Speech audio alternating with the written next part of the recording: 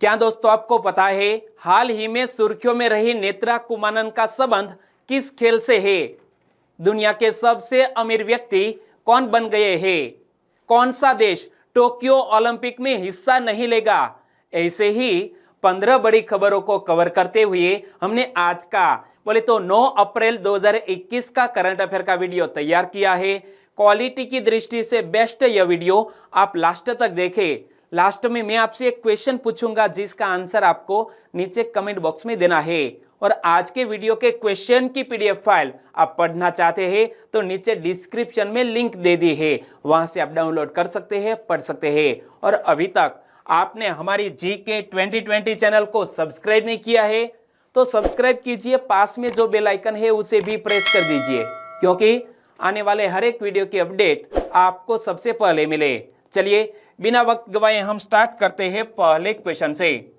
Water taxi और RoPax फेरी सेवा जल्द ही किस शहर की परिवहन व्यवस्था का अंग होगी?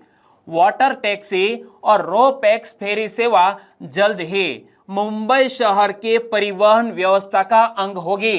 यानी कि इस क्वेश्चन का सही आंसर है हमारे भारत देश की आर्थिक राजधानी मुंबई। मुंबई में वाटर टैक्सी सेवा कितने मार्गों पर शुरू होगी? तो याद रखो 12 मार्गों पर। और मुंबई में रोपैक्स सेवा कितने नए मार्गों पर शुरू होगी? तो 4 मार्गों पर शुरू होगी। और यहां पढ़ सकते हैं मुंबई में शुरू होगी नई सेवा जिसका नाम है वाटर टैक्सी सेवा और रोपैक्स फेरी सेवा। और महाराष्ट्र के मुंबई में शहरी जल परिवहन परियोजना की समीक्षा के लिए आयोजित एक बैठक की अध्यक्षता हाल ही में किसने की है? तो इस बैठक की अध्यक्षता की है श्री मनसुख मांडविया जी ने। इमेज में आप देख सकते हैं मनसुख मांडविया जी। लेकिन हमारे मनसुख मांडविया किस मंत्रालय के मंत्री है वो भी एक क्वेश्चन बन सकता है। तो यह क्वेश्चन इसी तरह भी पूछा जा सकता है। पत्तन, पोत परिवहन और जल मार्ग राज्य मंत्री स्वतंत्र प्रभार कौन है? श्री मनसुख मांडविया। और मुंबई में वाटर टैक्सी और रोपैक्स फेरी सेवा किस उद्देश्य से शुरू की जा रही है? तो उद्देश्य है मुंबई की भीड़ भरी सड़कों से परिवहन का भार कम करना और पर्यावरण अनुकूल जल परिवहन व्यवस्था को बढ़ावा देना। और इसी उद्देश्य से मुंबई में यह सेवा शुरू हो रही है। इस समय रोपैक्स यानी कि रोल ऑन रोल ऑफ यात्री सेवा भावचा धक्का से अलीबाग मांडवा तक परिचालित की जाती है। और इसके तहत 110 किलोमीटर की सड़क यात्रा को जल मार्ग के जरिए घटाकर 18 किलोमीटर किया गया है। और टैक्सी और रोपैक्स फेरी सेवा से क्या फायदा होगा वो भी एक महत्वपूर्ण क्वेश्चन बन सकता है। तो फायदा होगा यात्री प्रदूषण मुक्त, शांतिपूर्ण और समय की बचत करने वाली यात्रा कर सकेंगे और उनका यात्रा समय और खर्च बचेगा तथा कार्बन फुटप्रिंट में भी पर्याप्त कमी आएगी। और इससे बड़ी संख्या में पर्यटकों और दैनिक यात्रियों को मुंबई शहर के हर हिस्से की यात्रा में आसानी होगी। और यहाँ जब जिक्र किया गया है मुंबई शहर का तो मुंबई पुलिस से जुड़ा हुआ एक क्वेश्चन एक मंथ पहले सुर्खियों में आया था कि मुंबई पुलिस का टॉप 25 अभियान क्या है। मुंबई पुलिस ने हिस्ट्री शीटरों अथवा ऐसे लोगों जो भविष्य में कानून व्यवस्था पर संकट उत्पन्न कर सकते हैं, ऐसे लोगों को नियंत्रित करने के लिए टॉप 25 नाम से एक अभियान शुरू किया है। और दोस्तों इसी तरह हर क्वेश्चन से जुड़े इंपॉर्टेंट फैक्ट में आपके सामने रखता हूं। हमारा यह तरीका आपको अच्छा लगता है लाइक करना मत भूलिएगा। दूसरा क्वेश्चन है आपकी स्क्रीन पर। हाल ही में सुर्खियों में रही नेत्रा कुमानन का संबंध किस खेल से है? इमेज में आप देख सकते हैं नेत्रा कुमानन हाल ही में सुर्खियों में इसलिए आए हैं क्योंकि हाल ही में टोक्यो ओलंपिक के लिए नेत्रा कुमानन ने क्वालिफाई कर लिया है और हमारे भारत देश के लिए खुशी की बात है। तो नेत्रा कुमानन जो हाल ही में सुर्खियों में आई वो है नौकायन संबंध से जुड़ी है। यानी कि इस क्वेश्चन का सही आंसर है नौकायन। इमेज में आप देख सकते हैं नेत्रा कुमानन को नौकायन करते हुए। नेत्रा कुमानन ने ओमान में इतिहास रचते हुए टोक्यो ओलंपिक के लिए क्वालिफाई कर लिया है। यानी कि टोक्यो ओलंपिक का टिकट कटवा लिया है और 23 वर्षीय नेत्रा कुमानन अब ओलंपिक में नौकायन स्पर्धा के लिए क्वालिफाई करने वाली पहली भारतीय महिला नाविक बन गई है और इसलिए ऐसा कारनामा करने वाली पहली भारतीय महिला बन गई है, तो याद तो रखना ही होगा। और नेत्रा कुमानन ने ओमान में एशियाई क्वालिफायर की लेजर रेडियल स्पर्धा में शीर्ष स्थान पर रहकर यह उपलब्धि अपने नाम की है। और नेत्रा कुमानन इस तरह ओलंपिक में नौकायन स्पर्धा के लिए क्वालिफाई करने वाली 10वीं भारतीय होगी। लेकिन पहले सभी जो नौका चालक ने क्वालिफाई किया था वो सभी पुरुष थे, यानी कि भारत देश की पहली महिला जो नौकायन में ओलंपिक के लिए क्वालिफाई किया है, इसलिए याद रखना है। और हमारी चैनल की ओर से नेत्रा जी को हार्दिक बधाई। और यहाँ एशियाई नौकायन महासंघ की बात करें तो एशियाई नौकायन महासंघ की स्थापना कब हुई? 1981 में। और एशियाई नौकायन महासंघ के वर्तमान अध्यक्ष कौन है? मलव श्राफ। और मलव श्राफ खुद 2004 एथेंस ओलंपिक में नौकायन स्पर्धा में भारत का प्रतिनिधित्व कर चुके हैं। तीसरा क्वेश्चन, भारत की सहायता से किस देश ने मजिस्ट्रेट न्यायालय का नया भवन बनाया?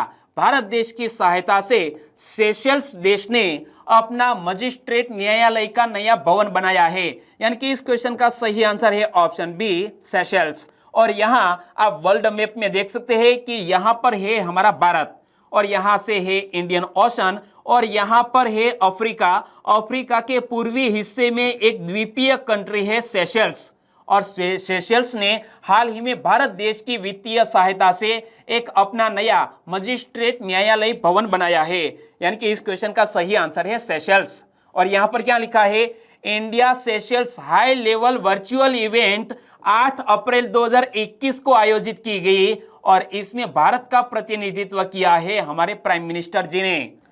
प्रधानमंत्री श्री नरेंद्र भाई मोदी जी ने 8 अप्रैल 2021 को सेशेल्स में भारतीय परियोजनाओं की एक श्रृंखला का उद्घाटन करने के लिए सेशेल्स गणराज्य के राष्ट्रपति महामहिम वेवेल रामकलावन के साथ एक उच्च स्तरीय आभासी कार्यक्रम में भाग लिया। और इमेज में आप देख सकते हैं क्या लिखा है? सेशेल्स के राष्ट्रपति वेवेल रामकलावन और हमारे देश के प्रधानमंत्री के बीच हाल ही में कुछ महत्वपूर्ण उद्घाटन किए गए। तो इस उच्च स्तरीय आभासी कार्यक्रम में निम्नलिखित विशेष आकर्षण थे। उनकी बात करें तो सेशेल्स में मजिस्ट्रेट न्यायालय के नए भवन का संयुक्त उद्घाटन किया गया, यानी कि वीडियो कॉन्फ्रेंसिंग के जरिए यह सेशेल्स के नए मजिस्ट्रेट न्यायालय के भवन का उद्घाटन किया गया।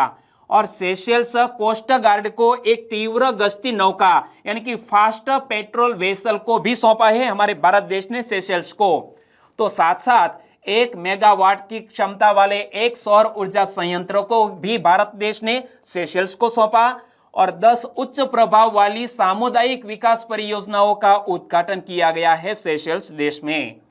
और यहां जब जिक्र किया गया है सेशेल्स देश का तो आप मैप में देखिए, यहां पर है दोस्तों अफ्रीका। अफ्रीका के पूर्व में स्थित है यह सेशेल्स देश, बहुत से द्वीपों में बटा हुआ है जिसकी कैपिटल का नाम है विक्टोरिया। क्या? सेशेल्स देश की कैपिटल का नाम है विक्टोरिया और सेशेल्स देश के राष्ट्रपति है वेवेल रामकलावन जिसका हमने जिक्र किया। और सेशेल्स देश की करेंसी क्या है? सेशेल्सी रुपया, इमेज में आप देख सकते हैं। और हिंद महासागर में स्थित 115 द्वीपों वाला एक द्वीप समूह राष्ट्र है सेशेल्स देश। क्लियर? ओके। चौथा क्वेश्चन, कितने करोड़ की लागत वाली national programme on high efficiency solar PV मतलब फोटोवोल्टिक मॉड्यूल परियोजना को मंजूरी दी गई?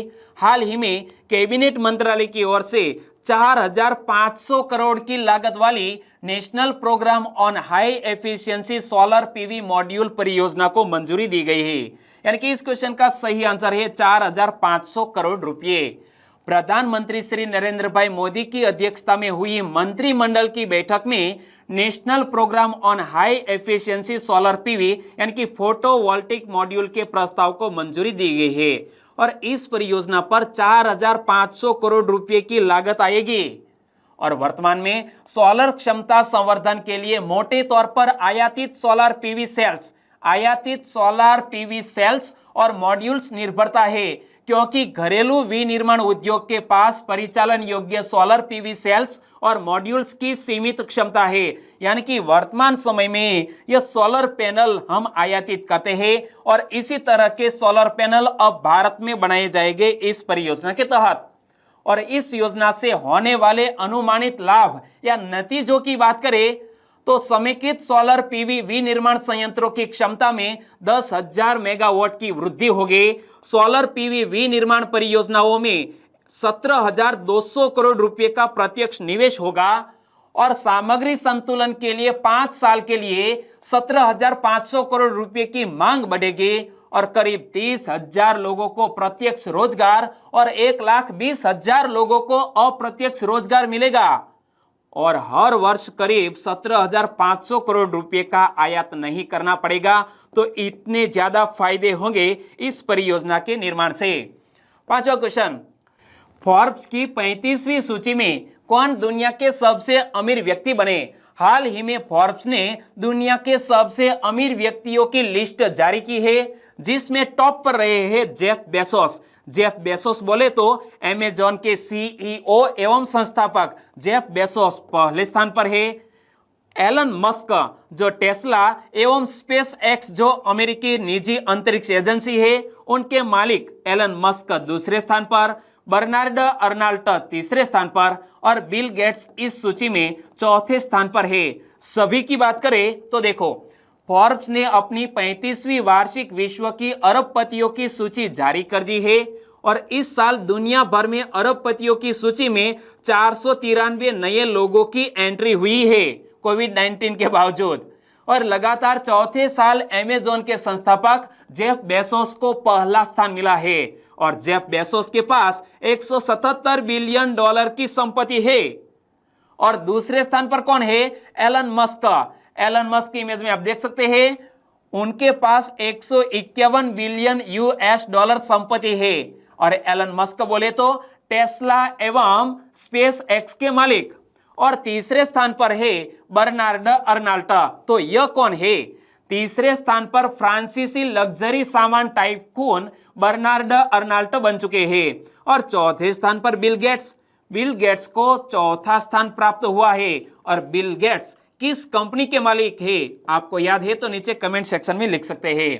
पांचवें स्थान पर फेसबुक के मार्क जुकरबर्ग रहे। तो भारतीय उद्योगपति मुकेश अंबानी 10वें स्थान पर रहे हैं। पूरे विश्व में यह लिस्ट में 10वें स्थान पर रहे हैं मुकेश अंबानी।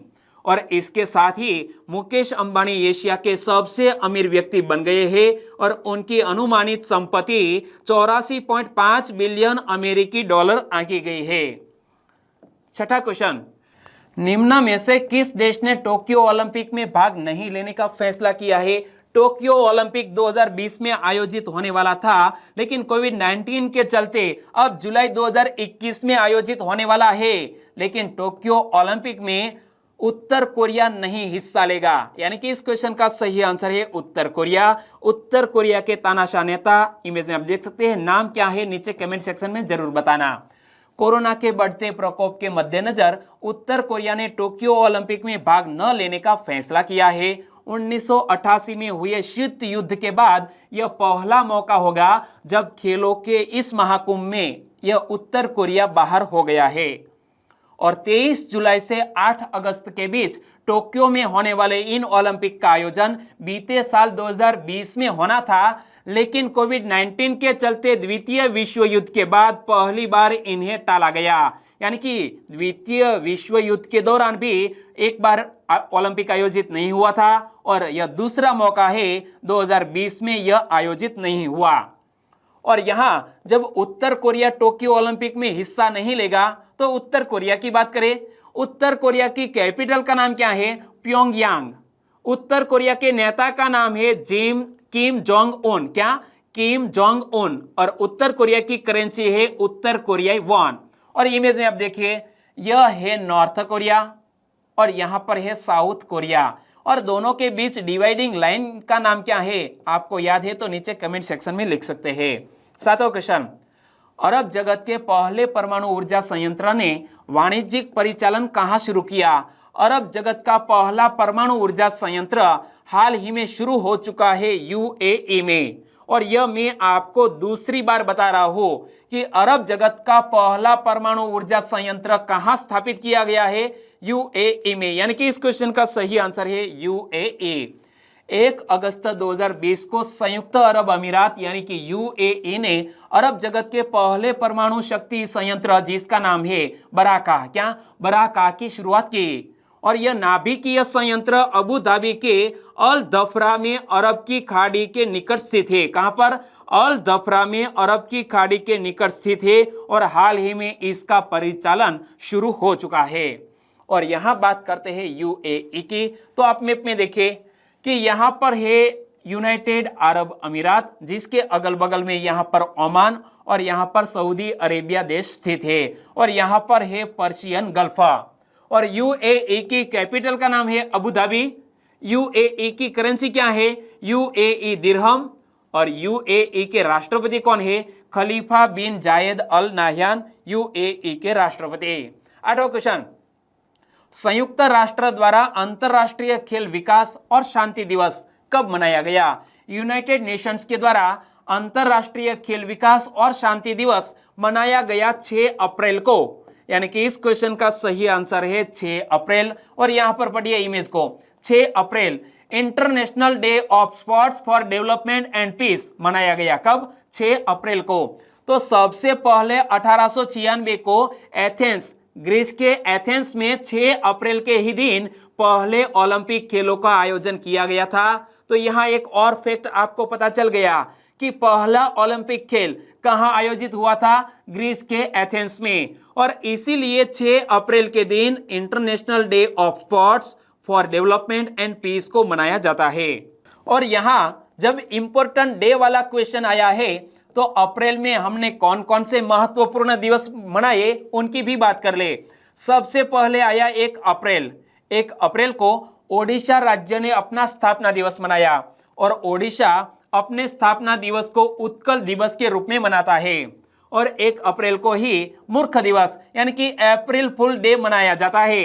और 1 अप्रैल को ही आरबीआई का स्थापना दिवस मनाया जाता है। 1 अप्रैल 1935 को आरबीआई की स्थापना हुई। और उसके बाद आया 2 अप्रैल।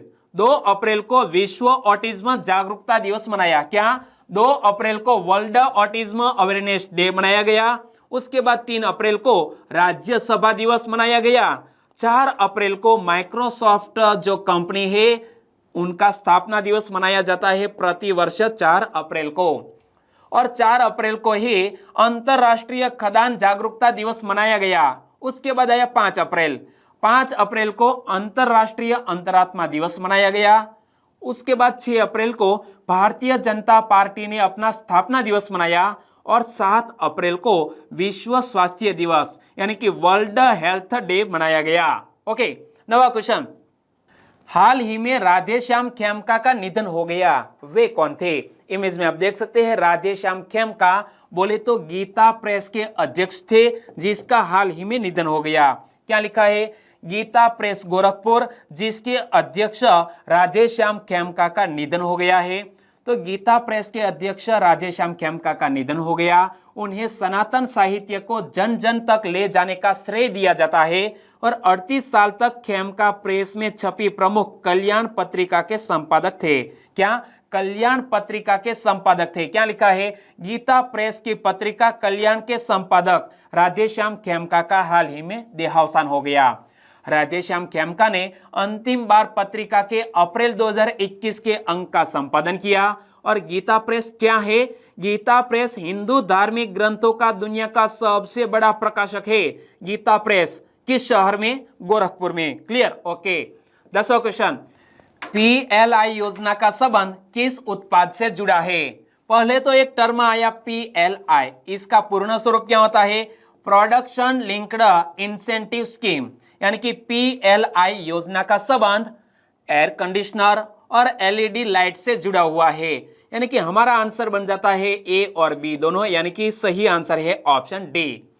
आत्मनिर्भर भारत के विजन के अनुरूप एक महत्वपूर्ण निर्णय के तहत प्रधानमंत्री श्री नरेंद्र भाई मोदी की अध्यक्षता में केंद्रीय मंत्रिमंडल ने 6,238 करोड़ रुपए के बजट आवंटन के साथ श्वेत वस्तुओं यानी कि एयर कंडीशनर तथा एलईडी लाइट के लिए उत्पादन से जुड़ी प्रोत्साहक योजना पीएलआई को हाल ही में मंजूरी दे दी है।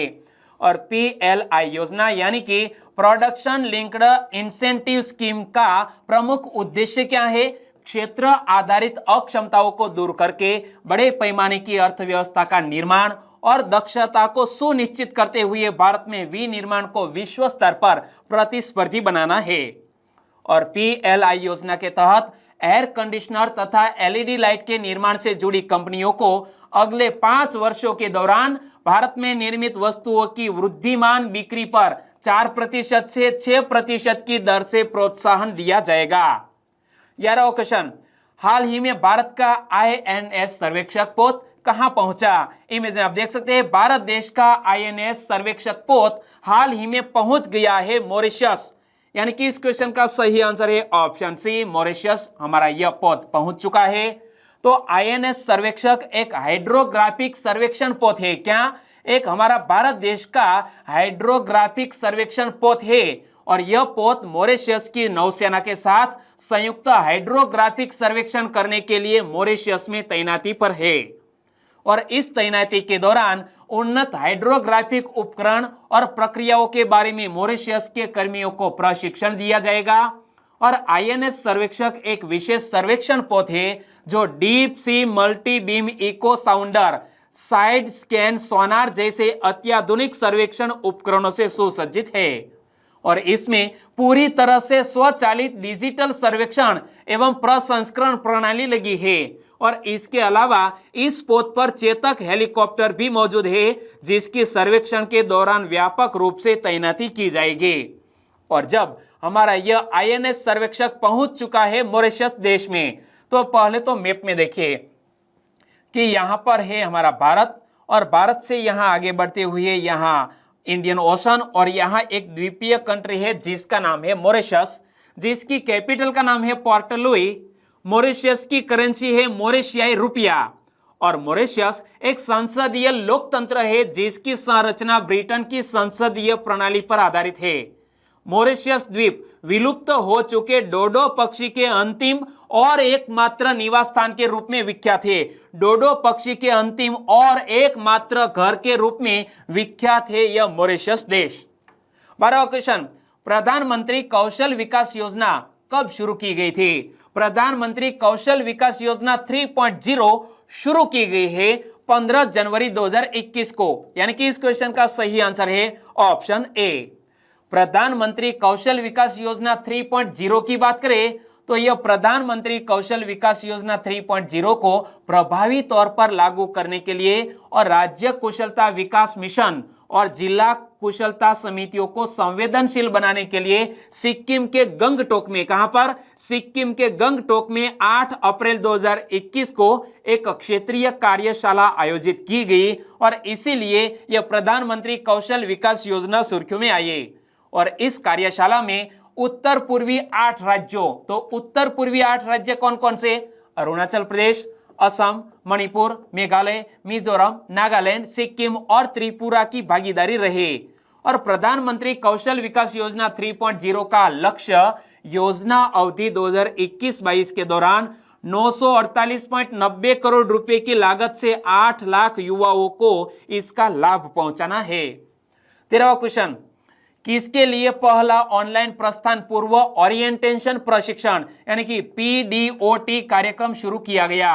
हाल ही में पहला ऑनलाइन प्रस्थान पूर्व ओरिएंटेशन प्रशिक्षण यानी कि पीडीओटी कार्यक्रम शुरू किया गया है प्रवासी कामगारों के लिए। यानी कि इस क्वेश्चन का सही आंसर है प्रवासी कामगारों के लिए यह शुरू किया गया है। प्रवासी कामगारों के लिए पहला ऑनलाइन प्रस्थान पूर्व ओरिएंटेशन प्रशिक्षण यानी कि पीडीओटी कार्यक्रम शुरू किया गया है।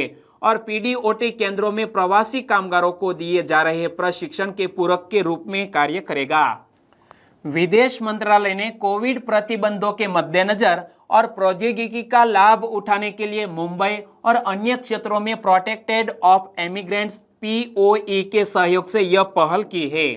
14वां क्वेश्चन, दुश्मन के मिसाइल हमले के खिलाफ नौसैनिक जहाजों की सुरक्षा के लिए उन्नत चाप प्रौद्योगिकी किसने विकसित की है? हाल ही में दुश्मनों की मिसाइल हमले के खिलाफ नौसैनिक जहाजों की सुरक्षा के लिए चाफ प्रौद्योगिकी विकसित की है हमारे देश की सुरक्षा एजेंसी DRDO ने। यानी कि इस क्वेश्चन का सही आंसर है DRDO। जोधपुर में स्थित DRDO प्रयोगशालाओं में से एक ने उन्नत चाप प्रौद्योगिकी के 3 प्रकार विकसित किए हैं। और ये 3 प्रकार कौन कौन से? तो वो है shorter range chef rocket, long range chef rocket और मीडियम रेंज चेफ रॉकेट। और चाफ तकनीक का उपयोग दुनिया भर में नौसेना के जहाजों में दुश्मन के रडार और रेडियो फ्रीक्वेंसी मिसाइल सीकर के खिलाफ आत्मरक्षा के लिए किया जाता है। और चाफ टेक्नोलॉजी की बात करें तो चाफ को मूल रूप से विंडो कहा जाता है और दूसरे विश्व युद्ध के युग में चाफ का उपयोग करने का विचार उत्पन्न हुआ था और यह मूल रूप से एक रेडियो फ्रीक्वेंसी काउंटर मेजर है। 15वां क्वेश्चन, हाल ही में केंद्र सरकार ने किसकी जयंती पर सार्वजनिक अवकाश घोषित किया है? 14 अप्रैल को हम हमारे संविधान के निर्माता BR अम्बेडकर की जन्म जयंती मनाएंगे और हमारी केंद्र सरकार ने BR अम्बेडकर की जयंती पर सार्वजनिक अवकाश घोषित किया है, यानी कि हॉलीडे रहेगा। हमारा सही आंसर है ऑप्शन डी, BR अम्बेडकर। हाल ही में केंद्र सरकार ने नेगोशिएबल इंस्ट्रूमेंट अधिनियम 1881 की धारा 25 के तहत अंबेडकर जयंती, जो हम प्रति वर्ष 14 अप्रैल को मनाते हैं, तो अंबेडकर जयंती पर सार्वजनिक अवकाश घोषित किया है। और 14 अप्रैल 2021 को बाबा साहेब अंबेडकर की 130वीं जयंती मनाई जाएगी। तो यह हमें याद रखना है, 130वीं जन्म जयंती हम इस साल मना रहे हैं BR अम्बेडकर के। और बाबा साहेब अंबेडकर की बात करें तो बाबा साहेब अंबेडकर जी का जन्म 14 अप्रैल 1891 को मध्य प्रदेश के महू में हुआ था और एक सामाजिक विचारक, दलित नेता और जाति विरोधी सुधारक के रूप में उन्होंने देश के संविधान के निर्माण में महत्वपूर्ण भूमिका अदा की थी। और बाबा साहेब अंबेडकर ने अपना जीवन समाज में छुआछूत व अस्पृश्यता को समाप्त करने के लिए समर्पित कर दिया था। बाबा साहेब ने देश की मुद्रा और बैंकिंग व्यवस्था में भी अग्रणी भूमिका निभाई थी और बाबा साहेब अंबेडकर को वर्ष 1990 में भारत रत्न से सम्मानित किया गया था। तो मैं आपसे क्वेश्चन पूछना चाहूंगा कि हमारे बाबा साहेब अंबेडकर की समाधि स्थल का नाम क्या है? आपको याद है तो नीचे कमेंट सेक्शन में लिखिए। और अब बात करते हैं लास्ट वीडियो के क्वेश्चन की। लास्ट वीडियो में मैंने आपसे क्वेश्चन पूछा था, देश का पहला कृषि आधारित सौर ऊर्जा संयंत्र कहां स्थापित किया गया? देश का प्रथम कृषि आधारित सौर ऊर्जा संयंत्र स्थापित किया गया है राजस्थान राज्य में। और इस क्वेश्चन का सही आंसर था ऑप्शन डी, राजस्थान राज्य। लगभग सभी दोस्तों ने इस क्वेश्चन का सही आंसर दिया है। इनमें से कुछ फ्रेंड के नाम लेना चाहूंगा, तो वो है वासण सुरेश, विजय सावड़िया, संजय प्रजापति, परेश वणकर, परमार जलपा, मनीषा यादव, किरण भाई, मोनी यादव। इन सभी दोस्तों ने इस क्वेश्चन का सही आंसर दिया है राजस्थान। और भी फ्रेंड है, वो है ऑनलाइन स्टडी PCM, करण सथवारा, जितेंद्र चौधरी, चावड़ा प्रदीप, चुडासमा हर्षा, शिल्पा ठाकुर, जलपा जमोड़, रीना ए पटेल। सभी दोस्तों ने बिल्कुल सही आंसर दिया है। आगे बात करें, सुरेश, रीना यादव, मीरा रावलिया, अंजू लांबा, सोहाजू भिलाला, तेजस प्रजापति, FA कुरैशी। सभी दोस्तों को बहुत बहुत धन्यवाद। और आज के वीडियो का क्वेश्चन ए रहा स्क्रीन पर, निम्न में से किस देश में चेरी ब्लॉसम को साकुरा कहा जाता है? इमेज में आप देख सकते हैं, चेरी ब्लॉसम को साकुरा किस देश में कहा जाता है? 4 ऑप्शन आपकी स्क्रीन पर है, सही ऑप्शन चुनिए और आंसर दीजिए नीचे कमेंट बॉक्स में। और कल का वीडियो आपने देखा है तो आंसर पता ही होगा, एक बार लिख दीजिए, क्योंकि आप लिखने से लंबे अरसे तक याद रख सकेंगे। और आज का वीडियो वाकई में आपको अच्छा लगा है, हेल्पफुल लगा है, तो आपके दोस्तों को फेसबुक, व्हाट्सएप या टेलीग्राम के जरिए इस वीडियो की लिंक शेयर करना मत भूलिएगा।